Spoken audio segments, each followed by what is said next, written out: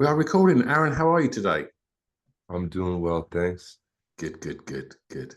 Um, I mean, before we press record today, you asked where I was, and so I was just outside of London. Whereabouts are you? I'm in New York, Nice, downtown, nice, Chinatown. Yeah. wonderful. Well, look, before we do anything, let's just kick off this playlist. And by doing so, I'm going to ask you to tell me, please, a song that you regard as having the greatest ever intro. Yeah, I was thinking about that and I chose Scentless Apprentice by Nirvana, and it just starts with the perfect drum fill, in my opinion. Instantly recognizable. It's got that like brutal Steve Albini drum sound, and yeah, and then the guitars and bass hit, and it's just like I want to lose my mind Yeah. completely. Yeah, Um, I mean, Nirvana knew their way around an intro, and I had Butch Vig on the show maybe a year or so ago, and and hearing him talk about just the intro Teen Spirit, he's so instant, and the best quote I ever heard, Aaron, about that was it said it sounded like when the drums and the bass kicked in, it sounded like you was inside a house that was collapsing on top of you. And I thought, I quite like that. That really does sound like yeah.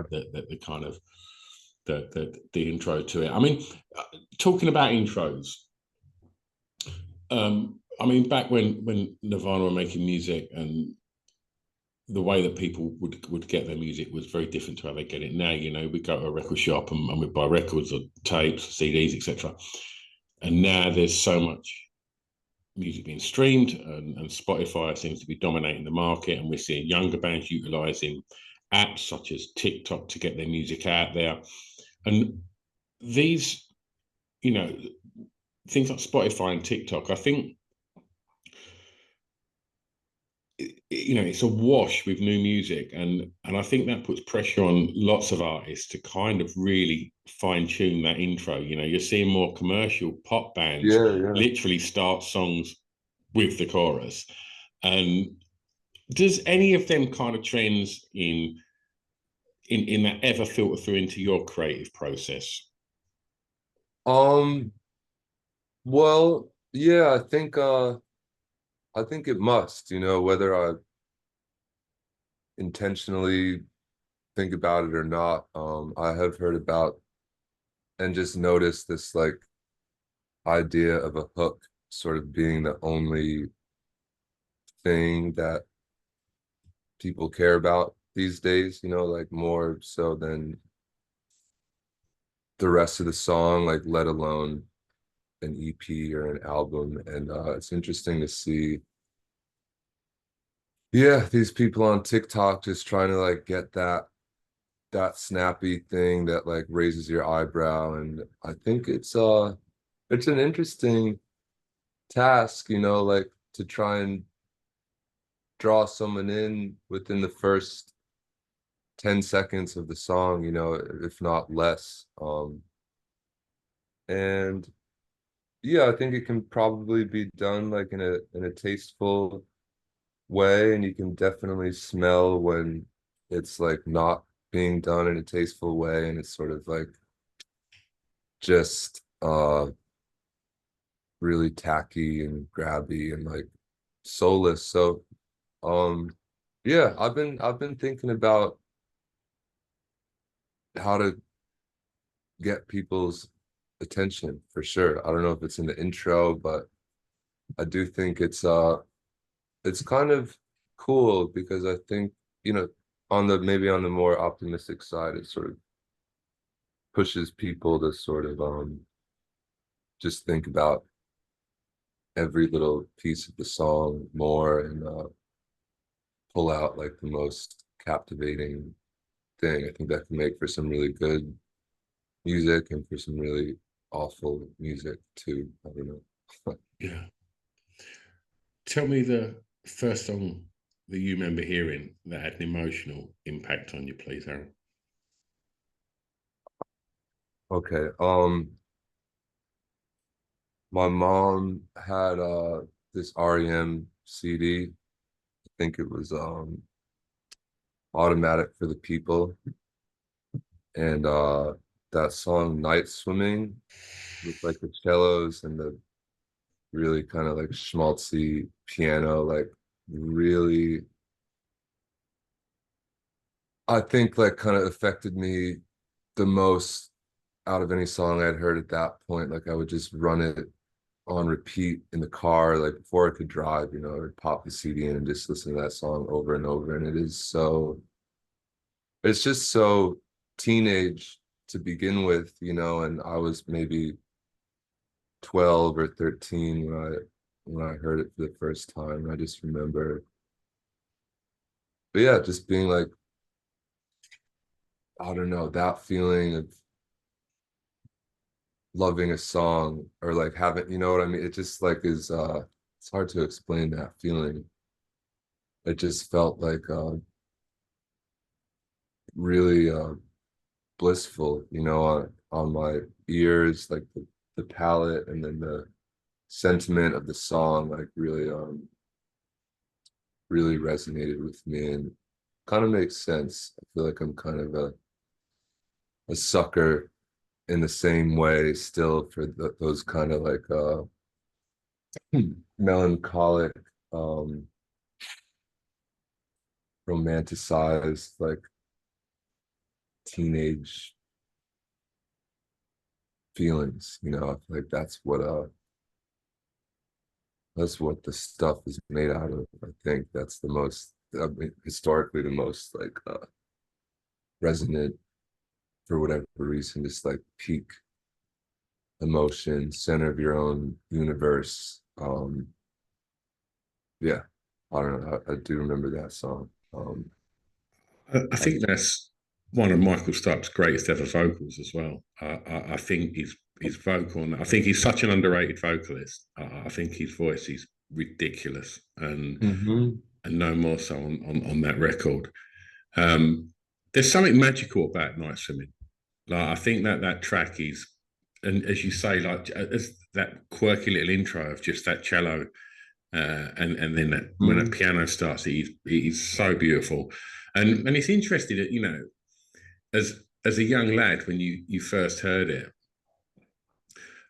and heard Automatic for the People, which I regard as one of the greatest albums ever made. I think it's an absolute masterpiece, and and it's weird as a young lad, and the first track on that album to move you emotionally was Night Swimming because everybody else is on that record, and that's spoon fed to you, isn't it? That's such a simple song to connect with. It's so basic in its kind of lyrics more than anything, and it's such a it's written to grab you by the heartstrings. Everybody hurts. So I'm Mhm. fascinated to know that you skipped that and went straight to Night Swimming, which I, Yeah, I, I prefer. I think Night Swimming is an absolute masterpiece.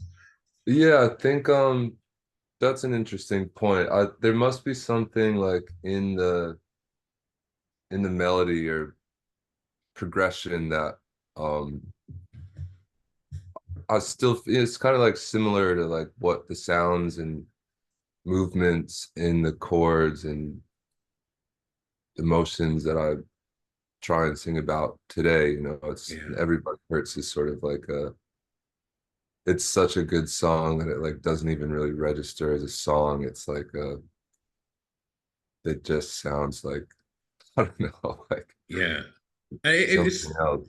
and that's a really interesting record because I think it's by far their biggest selling album, but uh, they had this huge commercial success with Out of Time and with Losing My Religion and Shiny Happy People and Near Wild Evan and such, and to then come back and your comeback singles Drive, which is not an obvious choice for a single, and to start the record with Drive, which is a fucking amazing song, but it's not an obvious single. I can't imagine the record company going, right, there's your hit right there. Do Mhm. you know what I mean? Man on the Moon, there's your hit right there. Everybody Yeah, hurts is your hit. yeah. But Yeah, I'm always sort of interested in the sort of conversations that go on between management and bands and such in regards to sort of single choices. Uh-huh.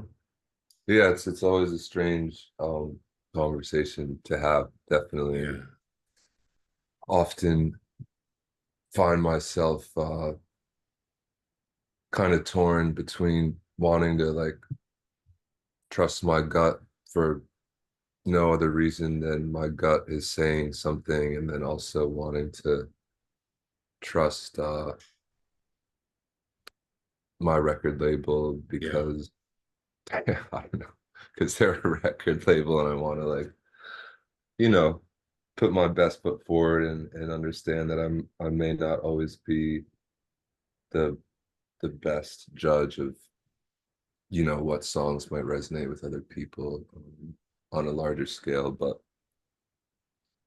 I think it's probably always better to go with your gut. Every time I haven't, I've been like, should have should have pushed for it harder, because I think the artist knows. Just gotta trust themselves. Um, tell me a little about growing up. Like, where was it? And you mentioned, it was your mum's REM CD, and like, tell me a little bit about home. How musical was it? yeah, well, I grew up in this town called Pleasantville in Westchester, and my mom listened to like 99% classical music, which I wasn't ever really interested at the time, and had, it seems like, two CDs, like Annie Lennox and Automatic for the People was like the pop music Yeah, that she had. And I don't know, looking back, she was like going through a divorce, and I feel like both those albums are like really emotional and sad, and like I can imagine feeling like, I don't know, just it's interesting to think about her listening to that then and how it affected her. It's like very digestible, like these broad, um, yeah, there's these like huge emotions like bottled into these kind of really easy to listen to pop songs. Yeah, so that was that was like, we didn't listen to much music in the house. She wasn't like digging around or showing me new things, but she did study piano and encouraged me to take up the trumpet when I was in fourth grade, and I studied the trumpet pretty seriously throughout high school and almost went to college for a classical trumpet performance. So music was in the house, and she never so there was a piano in the house that I got to play, and she always looked at it as a very like disciplined thing, like with the classical background, and her mom was a classical flautist, and she never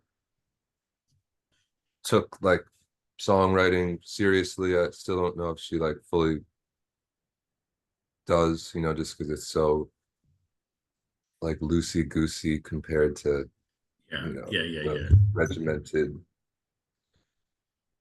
practice rooms and whatnot. And my dad is a songwriter, um, like in the deepest way possible. He's never had an ounce of commercial success, but he's maybe 75 years old now and still writing songs, and will send them to me and my brother. He's got this like digital 8-track, like Tascam digital 8-track that somehow he hacks out. And so from a young age, when my parents split up, my dad was always writing original music, and we would play these open mics and stuff, and had like a fun keyboard and had a drum set up in his apartment at one point.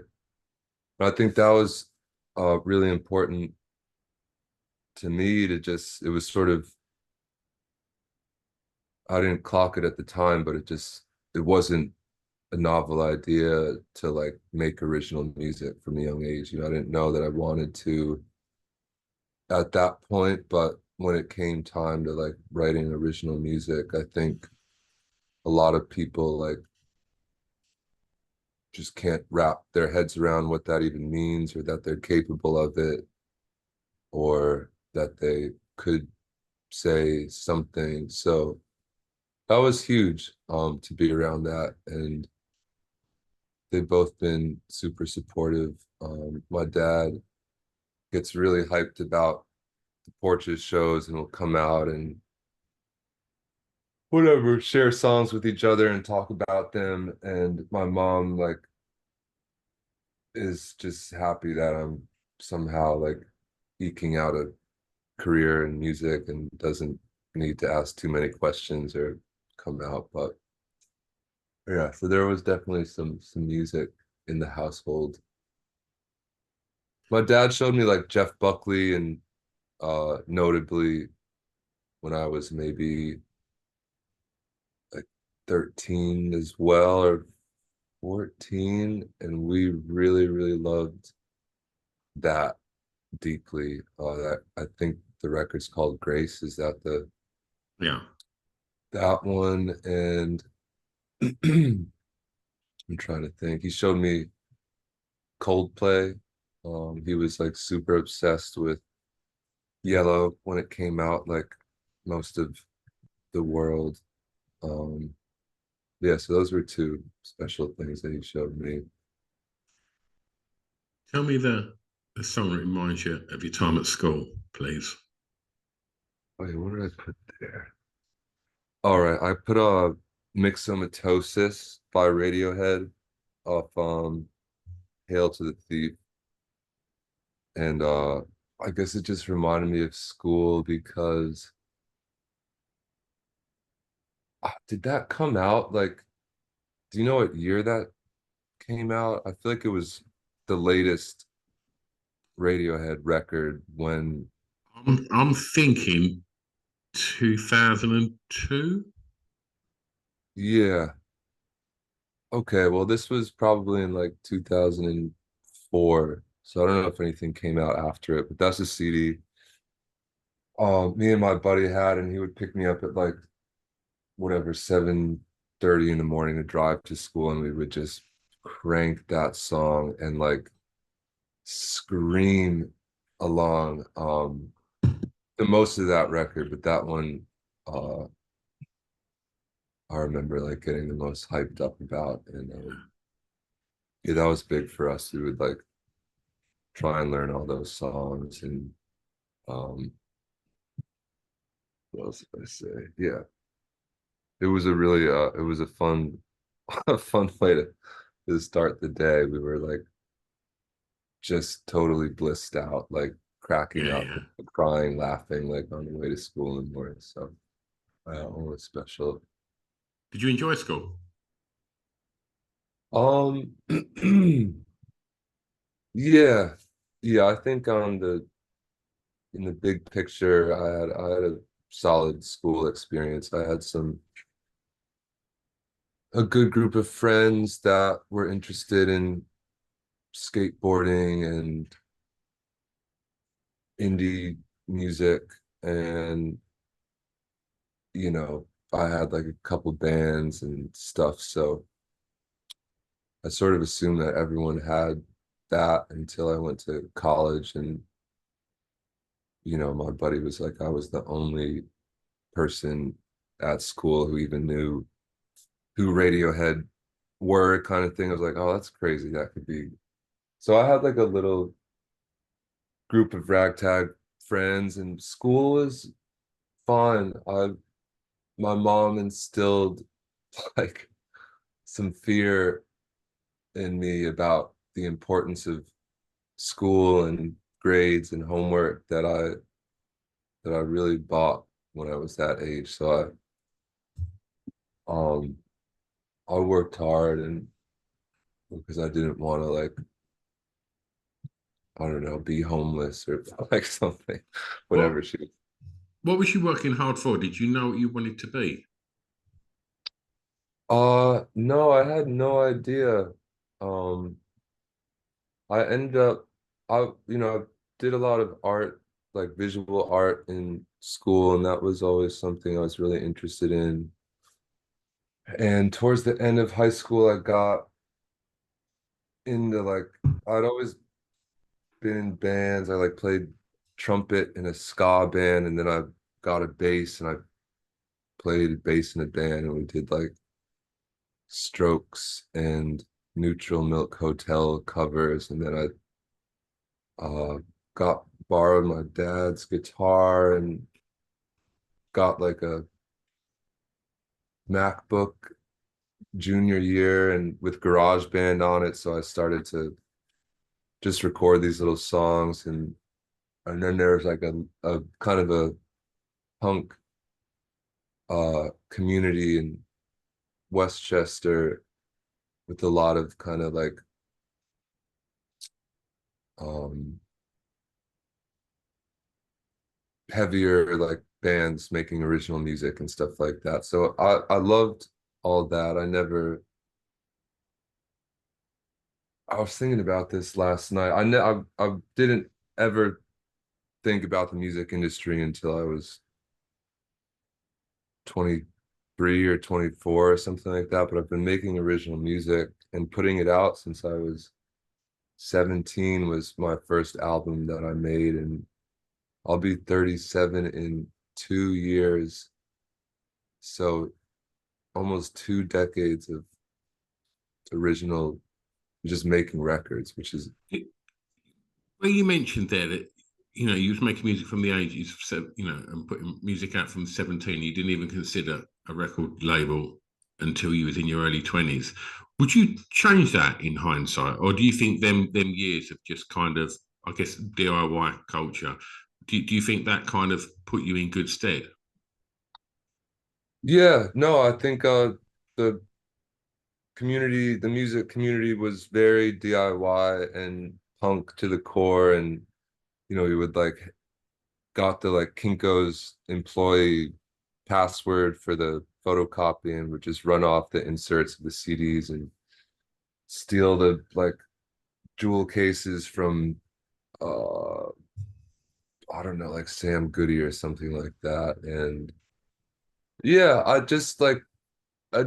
didn't know anyone that had uh, any success or like relationships in the music industry, so I was aware that it was there, but I was like, I don't know how, that's gonna happen. Like, Yeah, yeah, where to begin with that. So I just put all this shit up on Bandcamp back in the day, and that was a good vibe. And then yeah, I guess so that was like always a thing that I was doing, and it was always on the side. I never planned on it being a career. I definitely dreamt that it would be, but it was more of like a fantasy than like an actual like thing yeah. that I was working towards. And yeah, and then I started to get some attention from record labels, and my mind was like totally blown. I was like, oh shit, like this could happen. But yeah, I guess to answer your question, I go back and forth about like wishing that I had like more knowledge back then as far as like marketing my music or like being more strategic with the way I put it out and whatnot. But yeah, in reality, I don't think I would ever really go back and change anything Yeah. because those years before encountering the music industry are just precious and like kind of what I'm always trying to like this space I'm trying to inhabit when I make music today, and like just tune out all the noise possible and like imagine myself at an open mic in a room full of like strangers and kind of what I would sing and to communicate with like a person like one on one or something like that. So um I considered going to art school, to school for music. They had like a studio composition program. My mom encouraged me to go to study painting because she thought it was a more like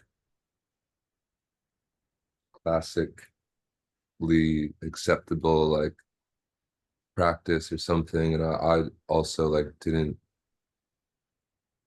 want to like turn music into like homework, I guess was Yeah, of course. somehow somewhere in my gut I knew that that needed to stay like precious and sort of away from anyone else telling me what to do about it. So yeah, I think it worked out all right. Yeah. Tell me the first song you remember buying from a record store, please. Oh yeah, these are good. Oh, I wrote down Californication by the Red Hot Chili Peppers, which is probably the most important record in my life. Like that sort of consumed me in a way that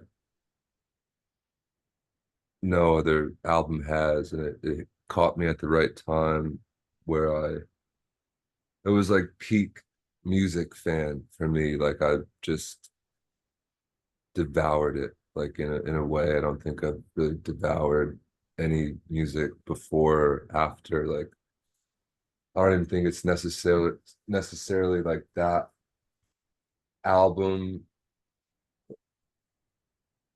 particularly, being like, I mean, I think it's absolutely incredible, and a masterpiece. And but it was also, I think the timing had a lot to do with it, and Sure. when it found me.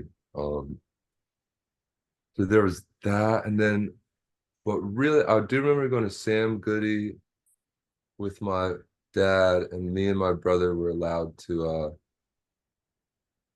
pick one CD and one tape, and I got Fushio Mang, the Smash Mouth tape, and I ran like with Walking on the Sun on it, um, which I loved so much. But maybe then I was like 11 or something like that, 12. And I like twisted my younger brother's arm to get the Backstreet Boys.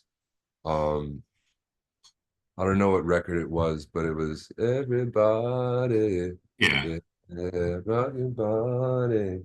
I really loved that song. So weird combo, but those are some early purchases, definitely.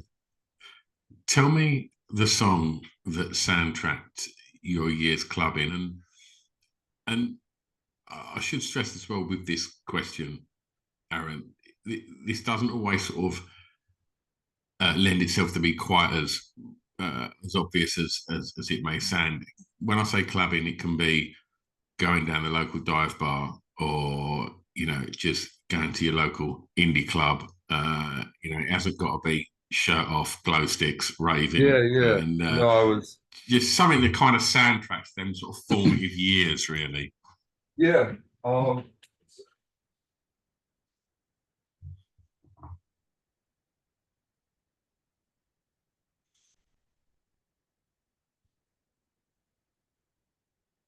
um, yeah, so I was thinking like my version of clubbing was like this sort of DIY house show, VFW hall, church basement kind of shows that my friends put on. And yeah, what was the band? I guess favorite song. Yeah, so there's this band called Known and the Somebodies that grew up in the town next to me in Hawthorne, and it's four Steve, Bobby, Brian, KY, four brothers um that have this like totally whacked out punk like freak classical background, like Frank Zappa, the kind of savant, messy. It's hard to explain, but they were amazing, and I totally looked up to them. And they put on just one of the best shows I've seen to date. They like brought a guardrail around, like a chunk of a guardrail that the drummer would play with like screwdrivers. They had a song called like Guardrail Song, and very showy. The song I was gonna say was Stick Chucker was one that me and my friends went crazy for, and you know, we would do our little like toes pointed in like indie like Charlie Brown dancing. It's pure Charlie That. Brown. Um, but yeah, the drummer would have like a bucket of sticks, and the beat was like boom, black, boom, boom, black, and he would like pick up and just throw the drumsticks like on the snare for each hit, and that was a blast. So I would say like known in the somebodies, and there's this band General Migs, like another local band that it's kind of like a hardcore punk band, and yeah, those guys really inspired me to start my own band, you know, and Yeah, um just like so much energy at the shows. I was making like kind of acoustic guitar, like Bell and Sebastian inspired, like twee-ish songs, and then I would, you know, I'd go to these shows and be like, I want to make like a loud record, you know, yeah, like something that we can just like rip into, and no one has to be quiet, or you know, yeah. just something aggressive. So yeah, um those shows were amazing, amazing times. You're talking about sort of hometowns and the local scene. For the next track, I'm going to ask you to tell me a favourite song from an artist from your home county, please. Yeah, there's this guy, Will Table. His band is or one of his bands is called Old Table, and he grew up a couple towns over from me, and I actually recorded my first album ever in his parents' basement on his 4-track. He sort of engineered it in Tuckahoe. And what was the song I was gonna pick? There's a lot. Oh, let me pull up this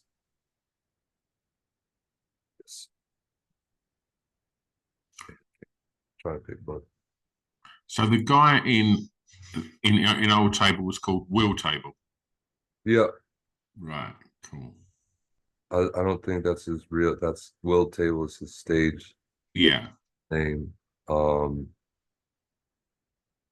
yeah, there was a point where he got his sister to sing all the songs of his Becky Table, and it was this kind of like there's a lot of lore around it. But the album, the first one that I heard was Animal Trilogy.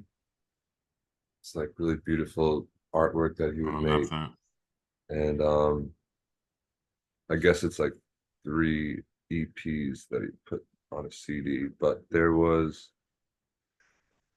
gosh, Use a Snake is a really good one.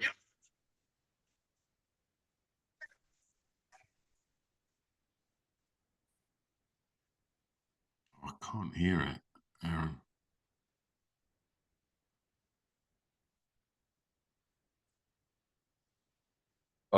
Yeah, Use a Snake, Old Table off of Animal Trilogy. And yeah, he was just another like really important person and artist and friend in my life that I looked up to, still look up to in ways, for just kind of relentlessly pursuing his art with like a brutal, like just refusing to sort of stray from Yeah. what he believes in and what he feels like he needs to be making. And yeah, I think he's maybe one of the most brilliant songwriters that I've ever come across in my life. Out of anyone that I've ever met, yeah, I feel like he's deeply like gifted and the real deal in my opinion, like a real artist, not like a anything but that, I Yeah. guess. No compromise. Yeah. For the last track, I'm going to ask you to tell the listeners of this podcast about a song that you think they may not know that you would like them to hear, please. Oh yeah. Sublime like didn't really make it across the pond Not all that. hugely, not hugely. There's this song, Waiting for My Ruka by Sublime. I'm actually not sure like how popular it is in their catalog on like Spotify or whatever, but it's kind of like different for them, and it's like it's so modern. It's like this 808 pounding through the whole song. I think it's just 808 and like a rim shot, 808 kick and a rim shot, and Bradley Knowles singing over it. And I don't know, it's one of their more like raw songs where you get to hear this like vulnerable side of Bradley Knowles that I don't think always comes across in the songs. It was kind of buried in like the production or the style of the song or whatever. But yeah, it's a really like kind of sexy song, and it's almost like a club, like a laid back like club banger. I've always really loved that song. I feel like it kind of sits in an interesting way in music today, from being made however many 30 something years ago, Yeah. or yeah, maybe 30 years ago. Well, we make it easy for the listeners to go and check that out and listen to other tracks that we've spoken about today, and because we'll put together a little Spotify playlist to accompany the podcast, and on that, obviously, we'll be putting music from you on there. So we've been spending a lot of time talking about other people's music. Like, what's going on with your music? I'm 3 singles in to releasing this next record of mine called Shirt. It comes out on September 13th. And yeah, it's been pretty joyful to put music out. It's been like a little bit longer than it has in the past, like between this record and the last one. Um, and yeah, I just like went through all the things you go through, the total potential and excitement and kind of blind faith, and then like second guessed everything like to bits, and then just like took a deep breath and put the first song out. And I was so happy with people's response. And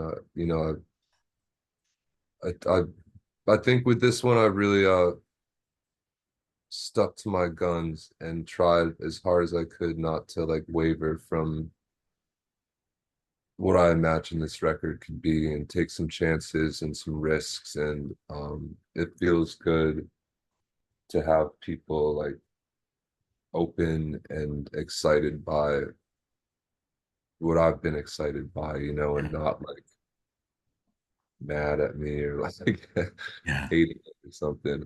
Yeah, so I'm feeling good about what's coming. And will there be live shows? Yeah, we're coming to Europe for a couple weeks in September. We're doing the EU UK uh leg first, which will be cool. And then we got like a proper 5-week US tour when we get back from that. And yeah, super excited to play these songs live. I sort of wrote them with that very much in mind, how they would feel to play in a room full of people. So should be a good time. If people want to find out about shows, future releases, and all things music, where's the best place to keep up to speed? I think it's Porches music.com is my Check website. Yeah, that. check it out if you can believe it. We'll put the web address in the show notes to this episode so people can go and find out. Certainly when you're coming to the UK and where they can see you.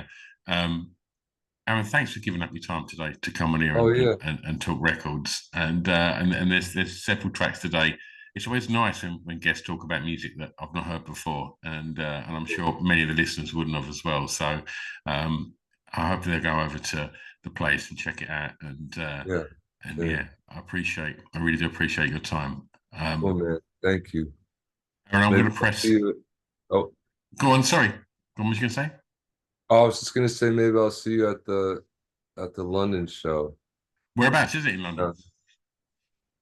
Yeah. Uh, Heaven, is that a place? Yeah, man. Venue? That's a wicked venue. Yeah. Yeah, Well, you should let me know if you want to come out and absolutely. Yeah, absolutely. That's a great venue. You're gonna have a good time in there, mate. cool. That's Uh, awesome. that's great. Aaron, thank you so much. Thanks, man. Have Talk a soon. great day. Bye Yeah, you bye. too.